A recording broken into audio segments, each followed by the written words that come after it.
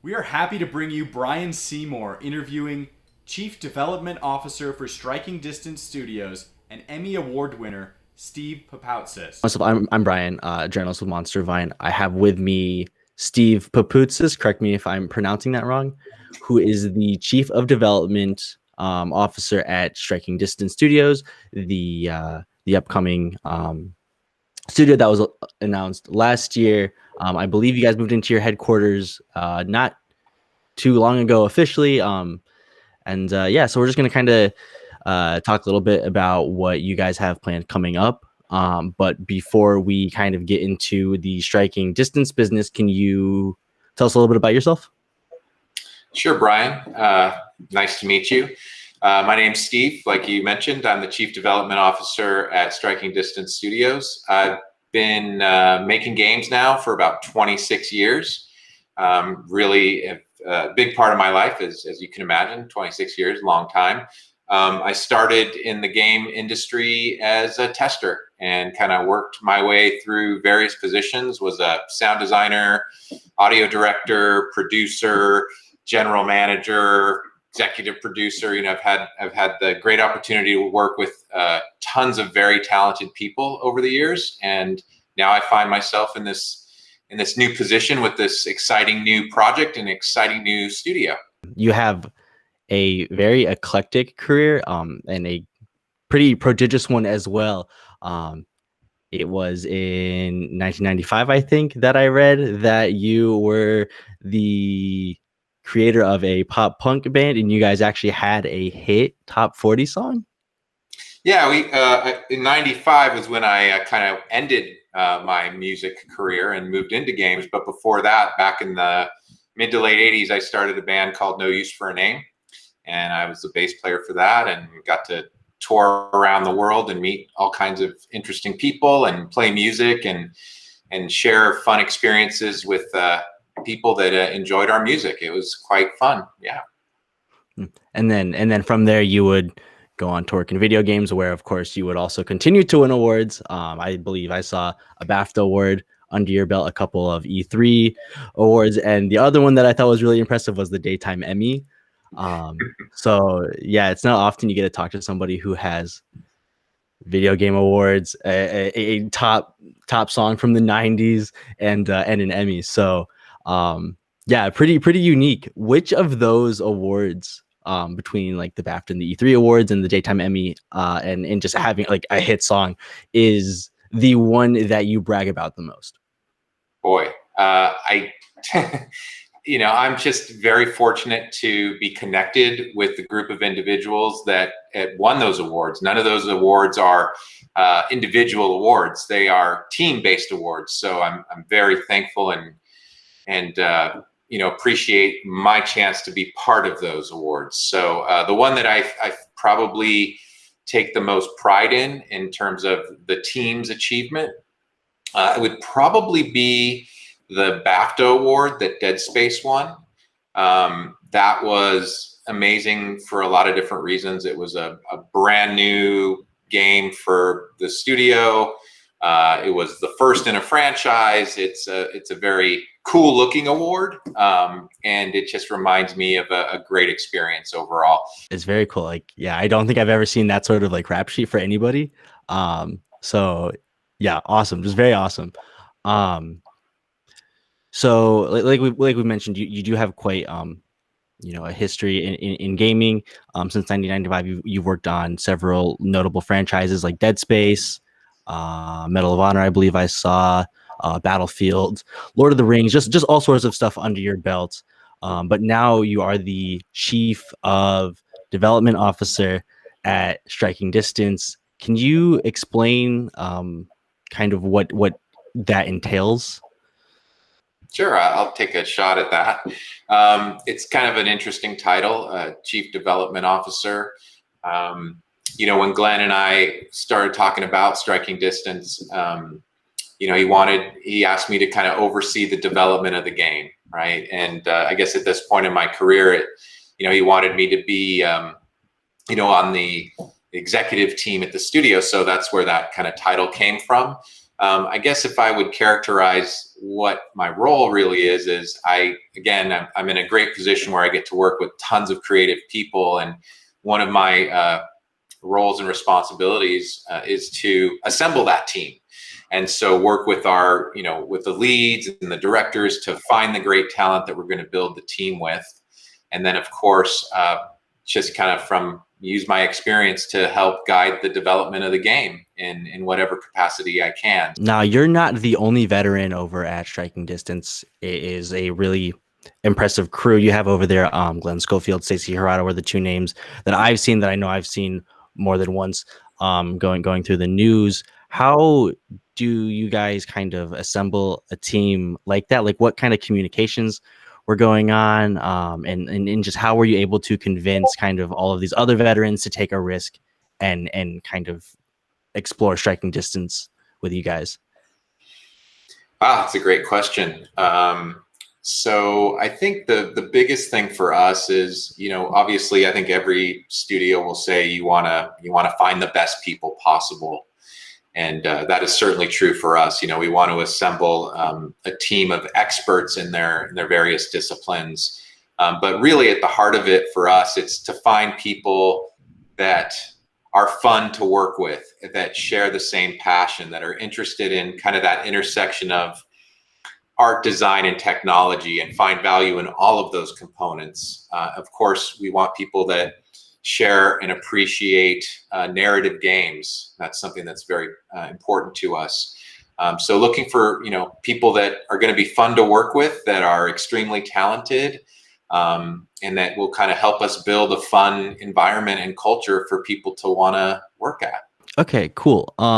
And the other thing I wanted to talk about, and it's not like something I really like to like put into stories stuff right now, but like COVID is obviously a big issue right now, and I think especially with like up and coming development studios, small businesses and stuff like that, COVID has really changed how a lot of our timelines work. I know you guys had kind of announced Striking Distance was an entity June last year, before COVID was really even a thing, and then in February you guys officially moved to your headquarters in San Ramon, but then a month later we're kind of forced to live in our homes and work away from work.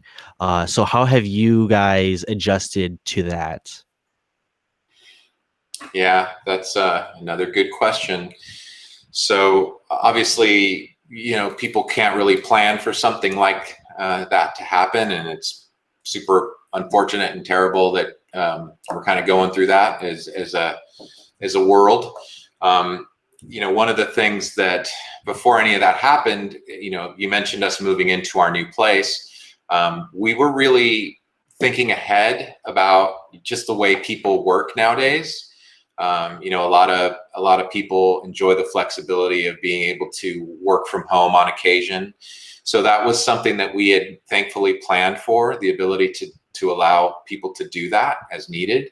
So once we kind of moved into the shelter in place phase, we were able to transition people to working from home pretty smoothly. And I'd like to say a huge thank you to our operations group that helped facilitate that transition. We can't talk like specifics about the game Striking Distance is working on, but it's common knowledge now that it is a narrative experience within the PUBG universe. Can you explain at all what it's like to work as like a PUBG subsidiary? Yeah, I think I can.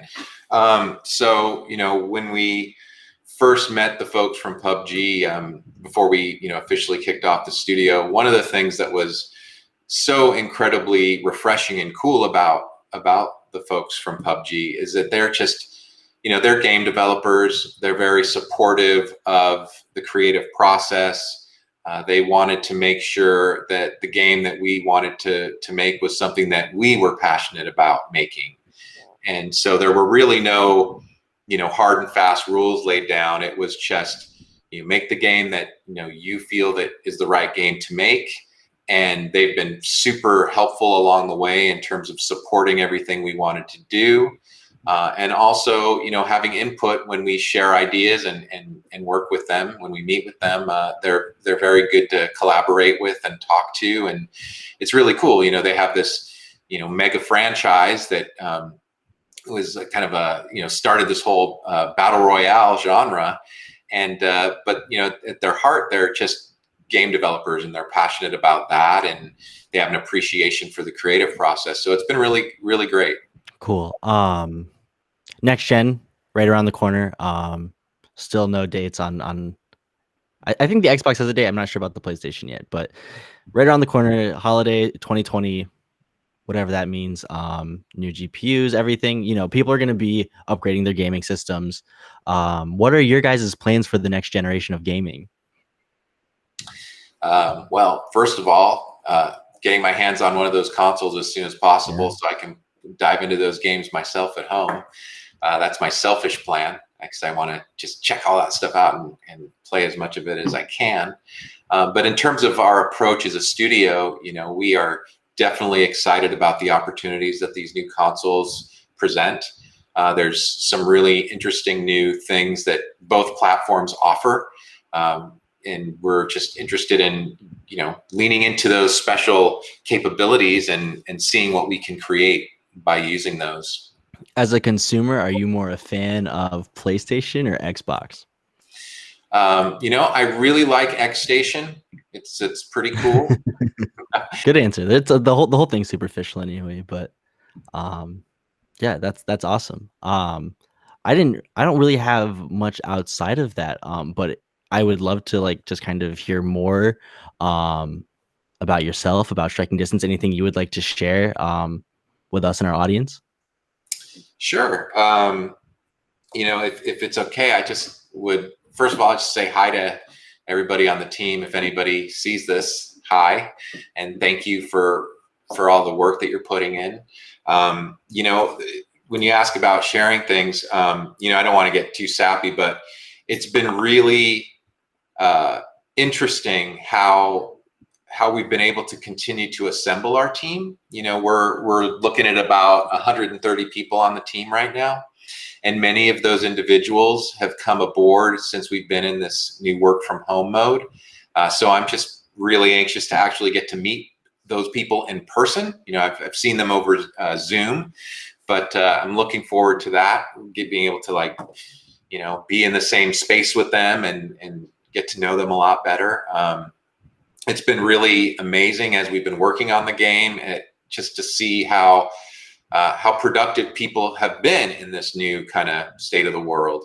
People just are plugging along and making great contributions to our game, and it's really encouraging that people are able to just muscle through things. I think it's really amazing what the human spirit can do, and how people can adapt to circumstances. And it's been tremendous just getting to see that and see everybody come together and work towards trying to make the best game possible. And I always like to ask at the end of interviews, how can our audience support you specifically, as well as Striking Distance and your coworkers and employees? Wow, that's a very thoughtful question. I would just want everybody to be safe, stay safe, be healthy, hang in there. Hopefully we're gonna turn the corner and get through all this, and just keep playing games. I think all of the people that work at Striking Distance, we do it. We make games because we want to entertain people, and the people that play those games are those people, the gamers. So keep playing games and stay passionate and stay safe. Awesome. Well, thank you very much. This was Steve Papoutsis, the chief of, it's like a mouthful, Chief of Development Officer at Striking Distance Games. Sorry about that. Yeah, thank you so much for your time. You got it. Thank you.